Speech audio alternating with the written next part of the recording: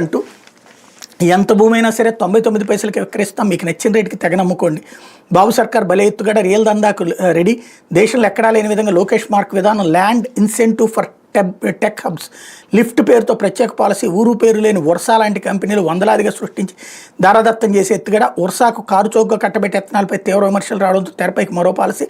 ఇక రాష్ట్రం అంతటా పప్పు బెల్లాల మాదిరిగా అదే విధానంలో పొందారు. ఫార్చ్యూన్ 500 యూరోప్పై ఉన్నతాధికారుల అనుమానాలు. ఆ ఇండెక్స్లో స్విట్జర్లాండ్కి చెందిన 36కి పైగా కంపెనీలు. అసలు ఐటీ కంపెనీలు ఎక్కడ అంటూ ఏ ప్రభుత్వమైనా ఒక కంపెనీకి ఉదారంగా భూములు ఇవ్వాలంటే ముందుగా దాని ట్రాక్ రికార్డు చూస్తుంది. కంపెనీ శక్తి సామర్థ్యాలు ఏమిటి, ఎంతమందికి ఉపాధి కల్పిస్తుంది, రాష్ట్రానికి పారదర్శకంగా ఎన్ని పెట్టుబడులు వస్తాయో చూస్తుంది.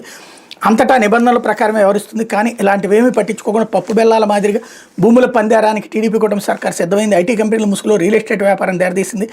ఎన్ని ఎకరాల భూమి అయినా సరే కేవలం 99 పైసలకి ఇస్తాం, ఐటీ పేరుతో వాణిజ్య సదుపాయాలు ఏర్పాటు చేసుకోండి, ఆ తర్వాత మార్కెట్ ధరకే అమ్ముకోండి అంటూ కుంభకోణం చేస్తుంది అన్నటువంటి వార్తని హైలైట్ చేశారు. జూనియర్ ఎన్టీఆర్